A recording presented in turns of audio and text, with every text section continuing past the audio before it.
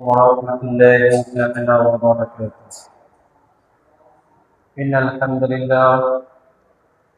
لله حمدا طيبا كثيرا مباركا فيه، والصلاة والسلام على رسولنا ونبينا وحبيبنا وطبيبنا ومولانا محمدا عبده ورسوله صلى الله تعالى عليه وعلى آله وأهل بيته وسلم. الذي أرسل رسوله بالحق بشيرا ونذيرا وداعيا إلى الله بإذنه وسراجا وقمرا منيرا. فقد قال الله تعالى في كلامه المجيد والفرقانه الحميد: إن الله وملائكته يصلون على النبي يا أيها الذين آمنوا صلوا عليه وسلموا تسليما. اللهم صل على سيدنا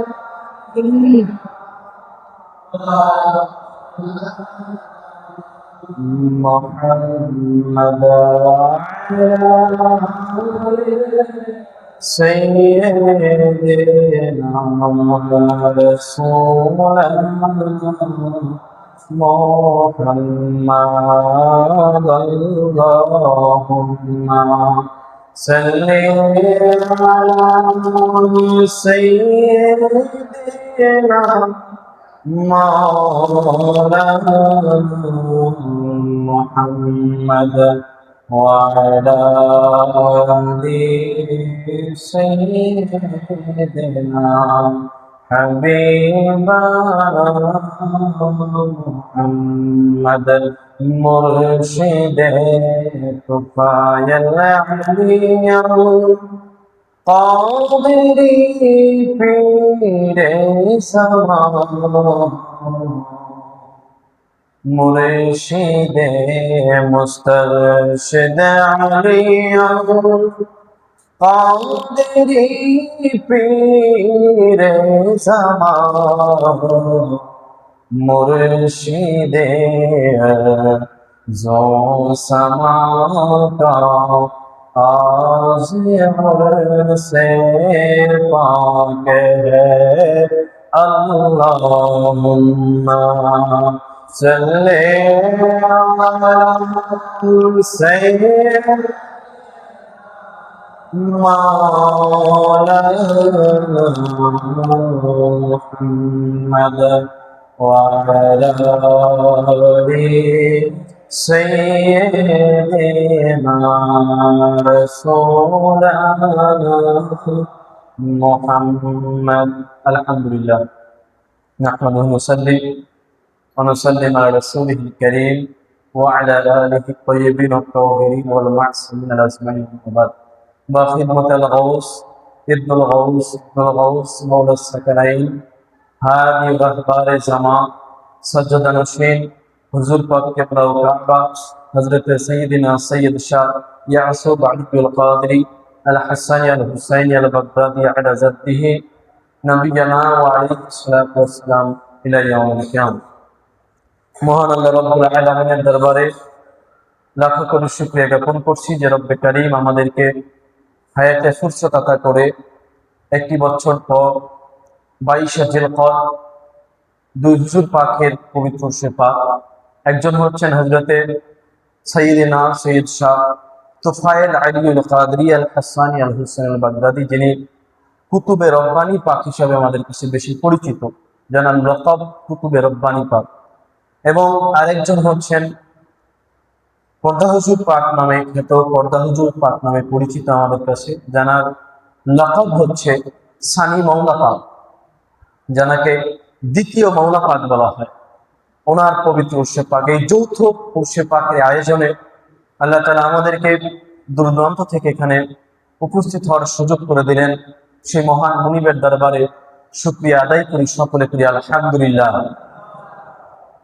এটা সময় খুবই সংক্ষিপ্ত, সংক্ষিপ্ত পরিসরে একটা গুরুত্বপূর্ণ বিষয় আপনাদের সামনে আজকে তুলে ধরার ইচ্ছা পোষণ করছি ইনশাআল্লাহ। আমার তৌফিক ইল্লা বিল্লাহ, মাওলার যদি নেগাহে কেরাম হয় তো।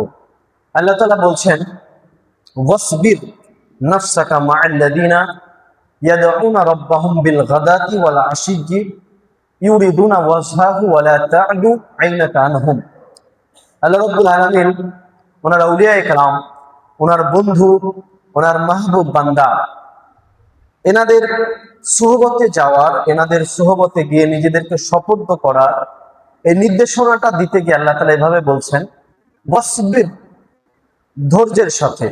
প্রথম কথাটা হচ্ছে সবরের সাথে, ধৈর্যের সাথে। আপনি আল্লাহর ওলিদের দরবারে যাবেন, আল্লাহ ওয়ালাদের সান্নিধ্যে যাবেন, এই নির্দেশনাটা আল্লাহ তাআলা দিচ্ছেন কোরআনে।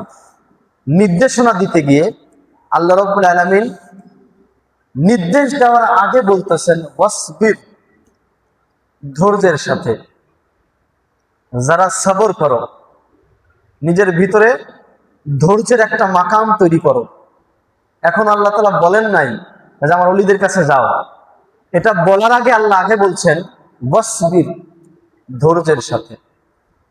ওয়াসবির নাফসাকা, ধৈর্যের সাথে নিজেকে, মা'আল্লাযীনা ইয়াদউনা রাব্বাহুম বিল গাদাতি ওয়াল আশিয়্যি, ধৈর্যের সাথে, সবরের সাথে নিজেকে তোমরা আমার সেই সকল খাস ওয়ালি আউলিয়া গাউস কুতুব আল্লাহ ওয়ালা এনাদের সাথে নিজেদেরকে সপর্দ করে দাও, এনাদের সাথে নিজেদের কানেকশনটাকে জুড়ে দাও, নিজেদের সম্পর্কটাকে বৃদ্ধি করো।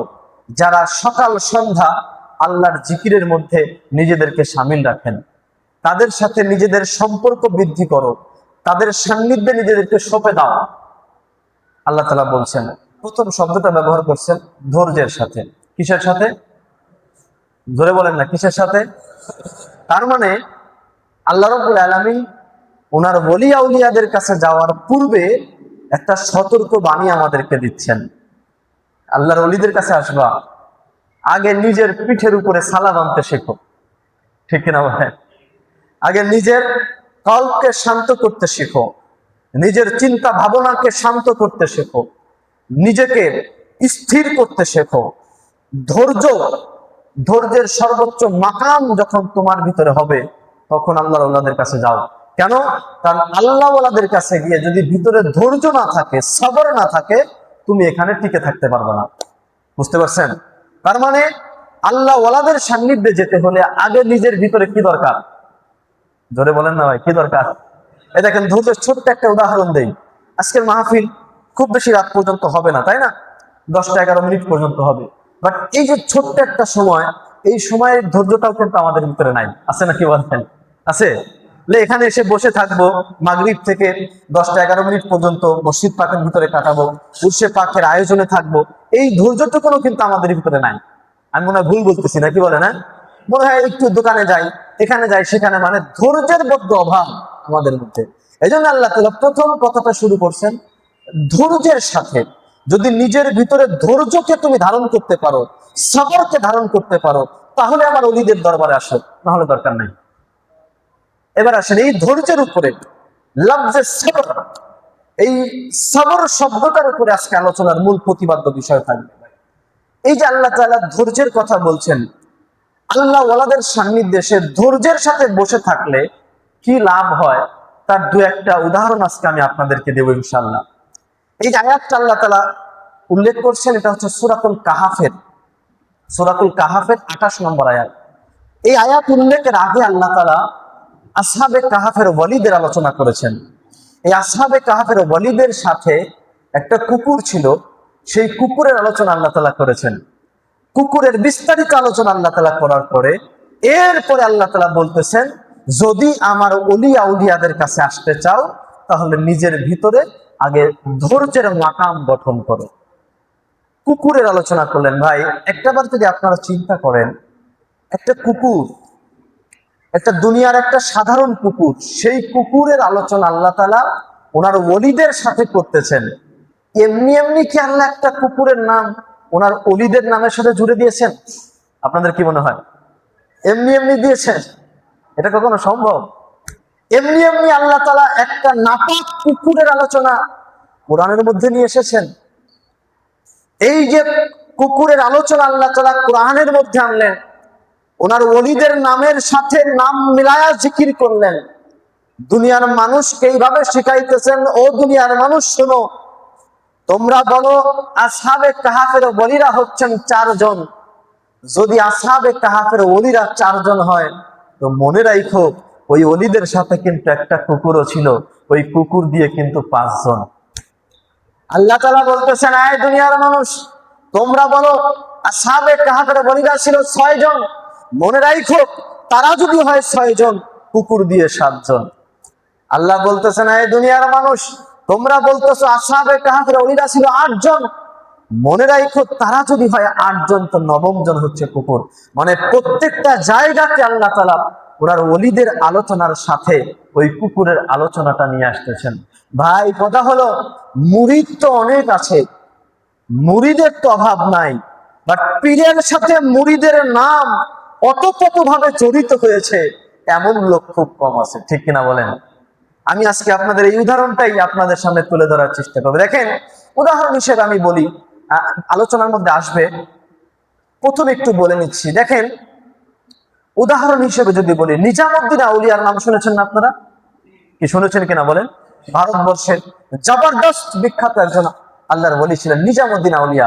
এনার নাম নেওয়ার সাথে সাথে এনার একজন খাস মুরিদ আমির খসরুর নামটাও চলে আসে। যারা যারা নিজামুদ্দিন আউলিয়াকে চেনে, নিজামুদ্দিন আউলিয়ার নাম শুনেছে, জেনেছে, বাট আমির খসরুর নাম শুনে নাই, এমন লোক খুব কম আছে।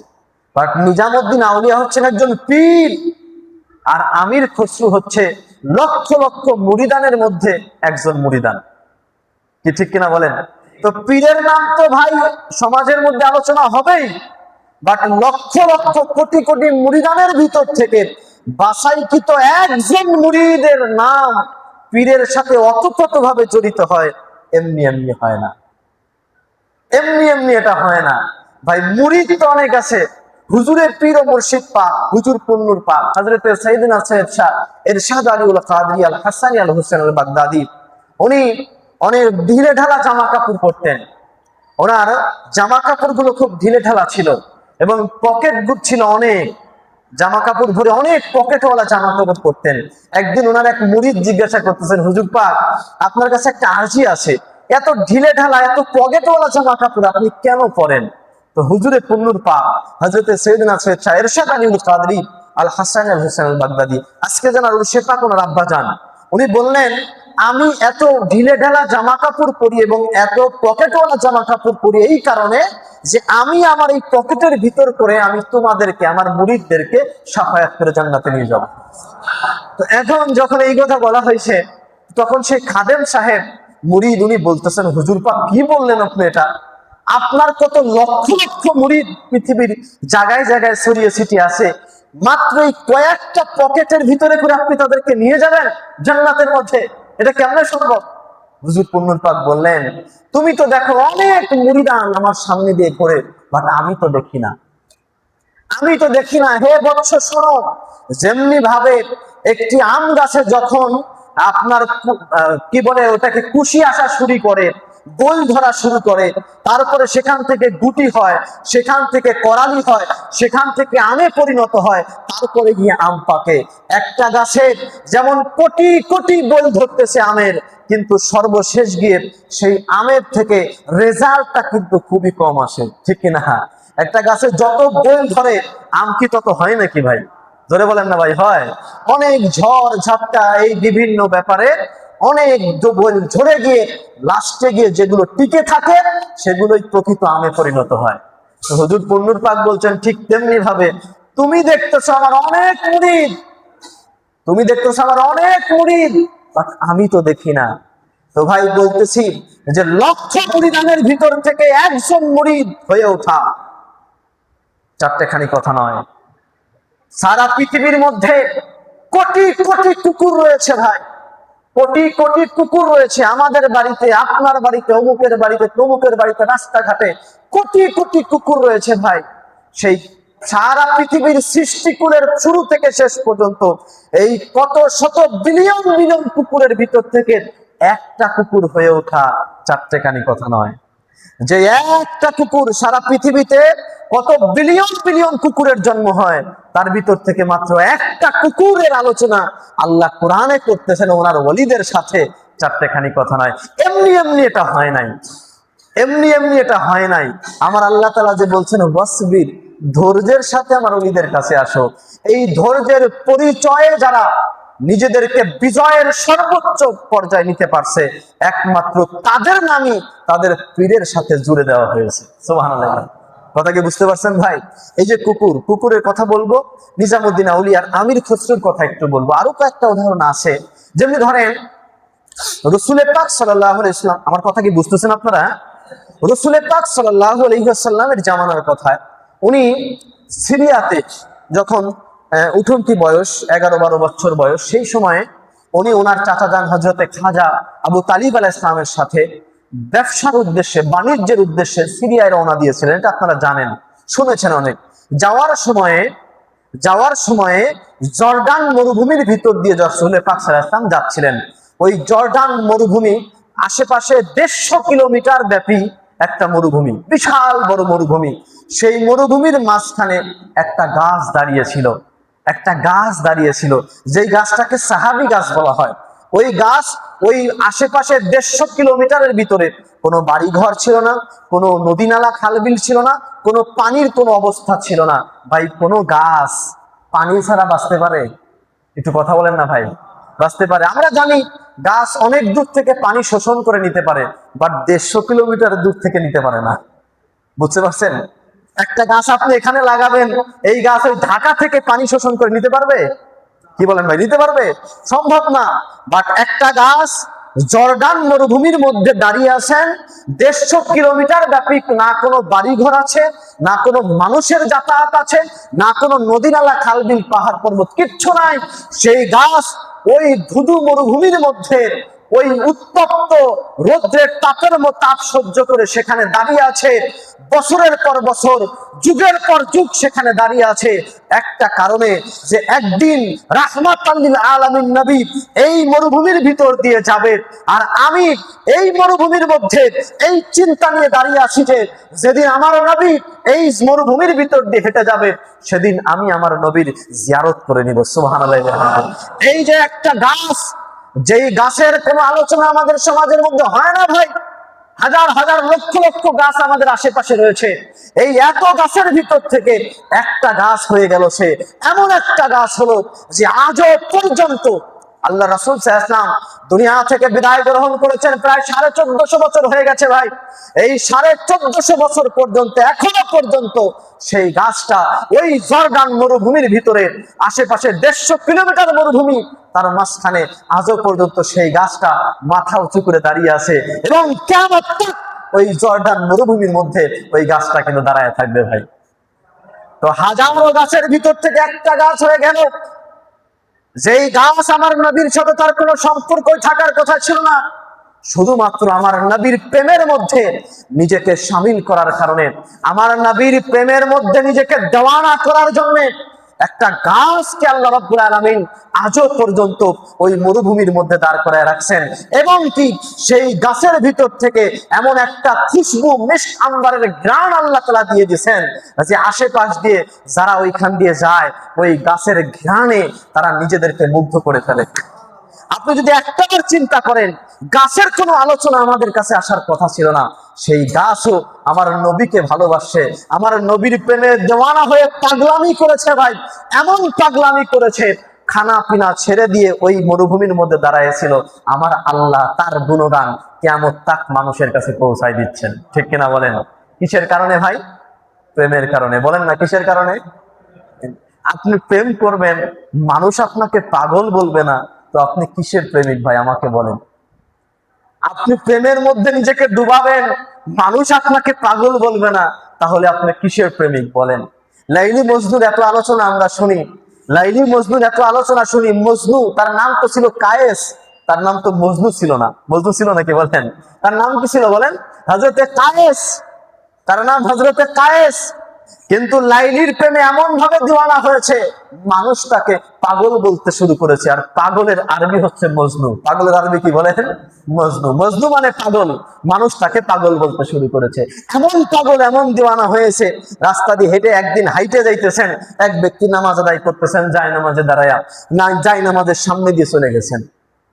যে ব্যক্তির নামাজ আদায় করতেছে, তো সেই ব্যক্তির নামাজ তুরামোড়া করে ছেড়ে দিয়ে ডাক দিছে, এই পাগল দাঁড়াও, তোমার পাগলামের কিছু কই। এমন পাগল হইছো, আমি যে নামাজ আদায় করতেছি তোমার এটাও চোখে পড়ে না? নামাজের সামনে দিয়ে তুমি ধাই ধাই করে হেঁটে চলে যাইতেছো, কিচ্ছু মনে করতেছো না? মজনু দাঁড়াইছে, দাঁড়ায় বলতেছেন, ভাই আমি তো আসলেই দেখি নাই যে আপনি নামাজ আদায় করতেছিলেন, আমি তো আসলেই দেখি নাই আপনি নামাজ আদায় করতেছিলেন, কারণ আমি তো লাইলির প্রেমে দিওয়ানা হয়েছি, যেদিকে তাকাই শুধু লাইলিকে দেখি, আমার সামনে পিছনে আমি আর কাউকে কিছু দেখি না ভাই। কিন্তু আপনার কাছে আমার একটা প্রশ্ন আছে। বলে, কি প্রশ্ন? বলে, ভাই আমি তো দুনিয়ার একটা মেয়ের প্রেমে পড়ে আমি আশেপাশের কিছুই দেখি না, যেদিকে তাকাই শুধু লাইলিরে দেখি।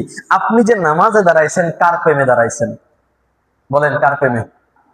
জোরে বলেন না ভাই, কার প্রেমে?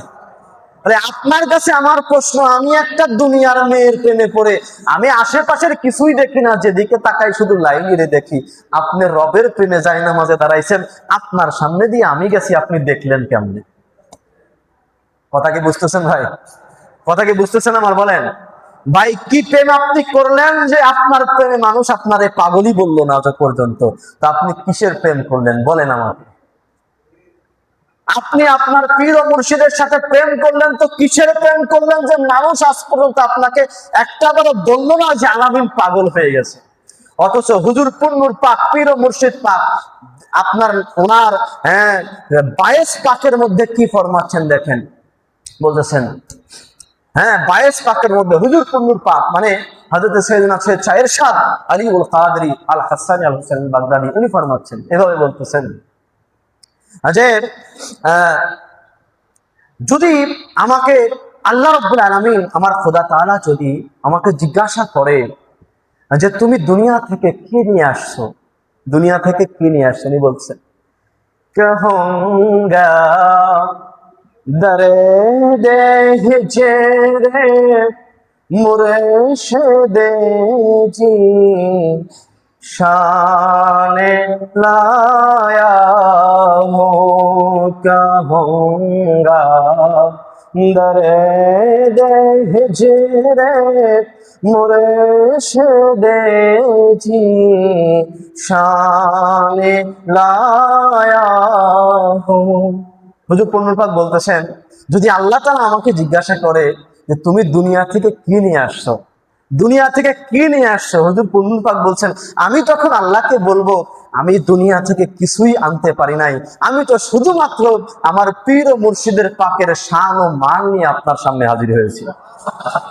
আবার বলতেছেন দেখেন, তারপরে গিয়ে আবার বলতেছেন যে আল্লাহ তাআলা যদি আমাকে জিজ্ঞাসা করেন দুনিয়াতে গিয়ে তুমি কি করলে, দেখেন দুনিয়াতে গিয়ে তুমি কি করলে, কি কি করছো হিসাব দাও, তখন পীর ও মুর্শিদ পাক বলতেছেন, তখন আমি আল্লাহ তাআলাকে বলবো, তখন আমি আল্লাহ তাআলাকে বলবো কে সাচে দিল সে अपने पीरे पर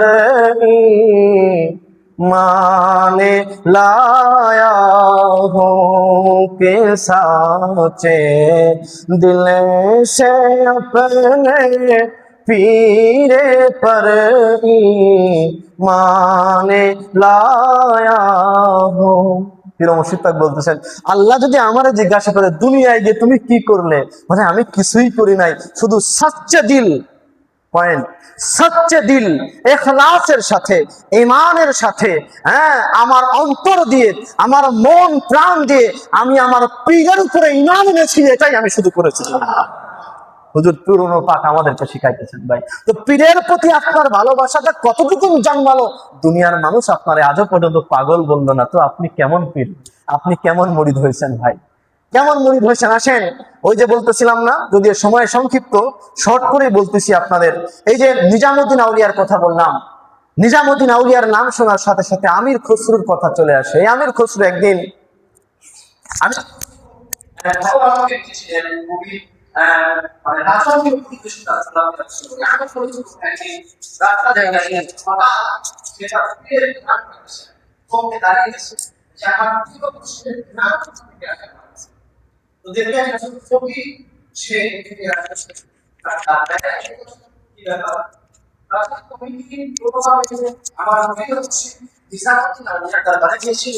বলে হ্যাঁ, নিজামুদ্দিন আউলিয়ার দরবার থেকে আমি কেবল আসলাম।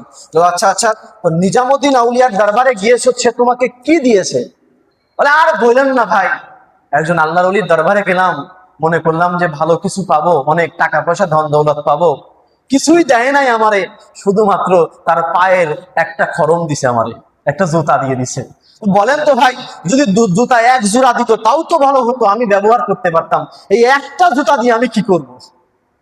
বলছেন এই একটা জুতা দিয়ে আমি কি করব? আমির খসরু বলতেছে, ফকির, তুমি তোমার এই জুতাটা কত টাকার বিনিময়ে তুমি আমার কাছে বিক্রি করবা বলো, তুমি আজকে যা চাইবা আমি তোমাকে তাই দিব। তখন ওই ফকির বলতেছে, পাইছি একটা পাগল আজকে, জুতা কিনতে চাইতেছে আমার কাছ থেকে, চেয়ে নেব। হ্যাঁ, তো সেই সময়ের হিসাব বলা হয় প্রায় 1500 দিরহাম। হ্যাঁ, 1500 দিরহাম সেই ফকির চেয়ে বসলো, বলে আমি এই জুতাটা তোমাকে দিতে পারি, 1500 দিরহাম আমাকে দেয়া লাগবে। আমির খসরু তার ঘোড়াটা এবং তার শরীরে যত স্বর্ণ অলংকার ছিল সবকিছু খুলে একটা জায়গা থেকে শুধু একটা কাপড় শরীরে জড়ায়া সব মিলে হিসাব করে বললেন, আমার এই সব কিছুর মূল্য 1300 দিরহাম হইতেছে, আপনার কি চলবে? ফকির মিট মিট মিট করে হাসতেছে, মিট মিট করে হেসে বলতেছে, এত কিছু দেওয়ার পরে বলতেছে তোমার কি চলবে? বলে হ্যাঁ চলবে। তো ফকির সেগুলো নিয়ে হাঁটা দিছে। আমির খসরু সেই একটা জুতা মোবারক, একটা জুতা মোবারক মাথার উপরে নিয়ে এবার হাঁটতে চলেছেন পীরের দরবারের দিকে।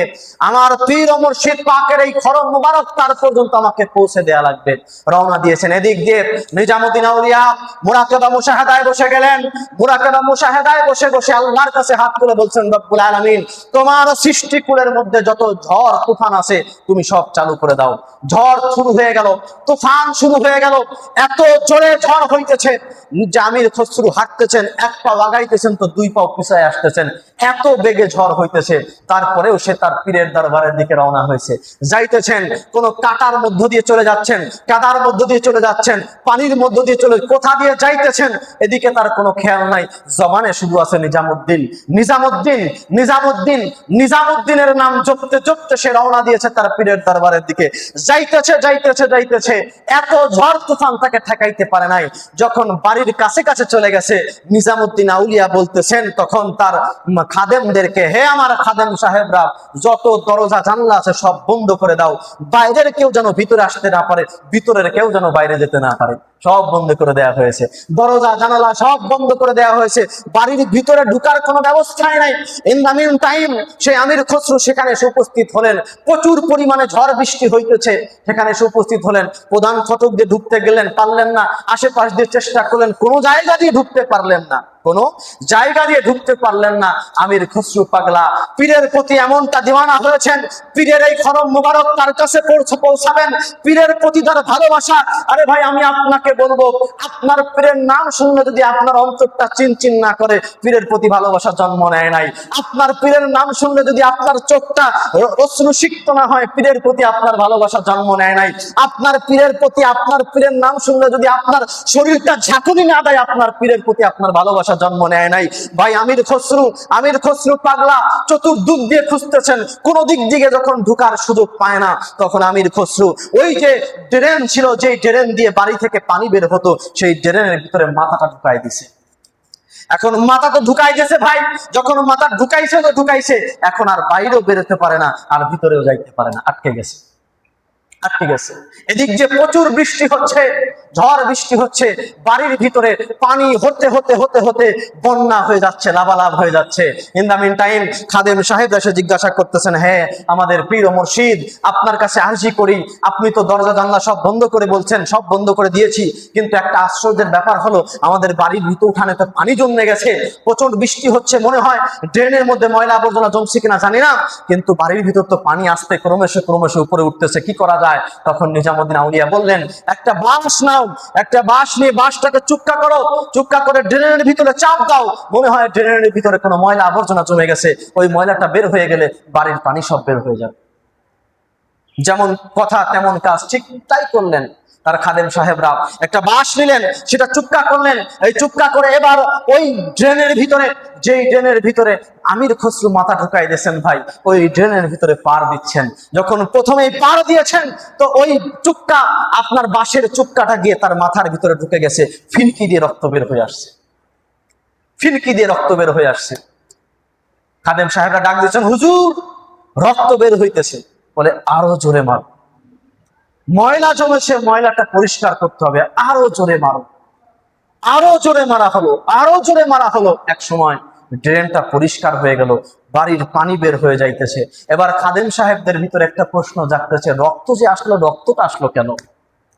সবাই মিলে দৌড়ে অপর প্রান্তে গেছেন, গিয়ে দেখেন সেখানে আমির খসরু মৃত অবস্থায় পড়ে আছেন, মারা গিয়েছেন, মাথাটা ছাত্রা ভাত্রা অবস্থা হয়ে গেছে ভাই, মাথাটা ছাত্রা ভাত্রা অবস্থা হয়ে গেছেন। দৌড়ে ছুটে আসছেন, হুজুর কি দেখতেছি, ট্রেনের মধ্যে তো মনে হয় আপনার পাগল আমির খসরু তো মাথা ঢুকাই দিয়েছিল, আমরা তো বুঝতে পারি নাই, আমরা তো আঘাতের পর আঘাত করছি, সে তো মারা গেছে। নিজামুদ্দিন আউলিয়া বলতেছেন, আমার বাড়ির আঙিনায় তার জন্য কবর খোদো, এখানে তাকে দাফন করে দাও। এবারে দাফন করার জন্য সব প্রস্তুতি করা হলো, জানাজা হলো, দাফন কাফনের জন্য তাকে জমিনে যখন মাটির মধ্যে নামানো হয়েছে, কবরের মধ্যে রাখা হয়েছে, একজন বলতেছেন, আহারে পাগল, পীরের পাগল, পীরের বাড়ি আসতে গিয়ে কোনো জায়গা না পাওয়ার কারণে ড্রেনের মধ্যে মাথা দিল, শেষবারের মতো একটু চেহারাটা দেখি, একটু পর্দাটা সরাও, দেখে নেই চেহারাটা, আমির খসরুর চেহারাটা শেষবারের মতো দেখি। যখন আমির খসরুর মুখের উপর থেকে পর্দাটা সরানো হয়েছে, দেখে নিজামুদ্দিন আউলিয়া শুয়ে রয়েছে। আল্লাহ, এজন্য হুজুর পূর্ণুর পাক বলতেছেন এভাবে, হুজুর পূর্ণুর পাক এভাবে বলতেছেন, রওজা মেরে মুর্শিদটার মধ্যে এত সুন্দর করে পীর মুর্শিদ পাক আমাদেরকে শিখাচ্ছেন, দরবারে মুর্শিদ কি শানে আযব দেখি, जो को इहा आया शैदा नजर आता है, रोजा मेरे मुर्शिद का काबा नजर आता है, यार शिमला का नक्शा नजर आता है। হুজুর পূর্ণ পাক বলতেছেন, দরবারে মুর্শিদ, মুর্শিদের দরবারে যখন আসি কত আজব খেলা আমরা এখানে দেখি, जो कोई यहाँ आया शैदा नजर आता है, যেখানে কত মানুষ আসে, কিন্তু মনে রাখো তুমি তোমার যেই মনের ফরিয়াদ নিয়ে আসো, তোমার ভিতরে যদি ভালোটাও থাকে, খারাপটাও থাকে, মন্দটাও থাকে, সব শায়দার মতো ক্লিয়ার হয়ে যায়। শায়দা হচ্ছে এমন একটা জিনিস, সম্রাট আকবরের সময়ে সম্রাট শাহজাহানের দরবারে একটা প্লেট বানানো হয়, যেই প্লেটটার গুণগান ছিল এমন, যে প্লেটটার নাম ছিল শায়দা। এই প্লেটটার মধ্যে যখন কোনো খাবার দেওয়া হতো, সেই খাবারের মধ্যে যদি কোনো বিষ থাকতো, তাহলে অটোমেটিক খাবারের কালার চেঞ্জ হয়ে যেত। এমন একটা প্লেট ছিল, যেই প্লেটটা ওই সম্রাট শাহজাহান তৈরি করেছিলেন, যেন কোনো দুর্বৃত্তরা খাবারের মধ্যে কোনো কিছু মিশায়া তারে মারতে না পারে। তার নাম হচ্ছে শায়দা। হুজুরে পূর্ণুর পাক ওই শায়দা শব্দটা ব্যবহার করতেছেন, তুমি তোমার অন্তরের মধ্যে কি নিয়ে আসতেছে এখানে, তুমি টাকার জন্য আসতেছো, ধন দৌলতের জন্য আসতেছো, না প্রেমের টানে আসতেছো, না তোমার মুর্শিদের জন্য আসতেছো।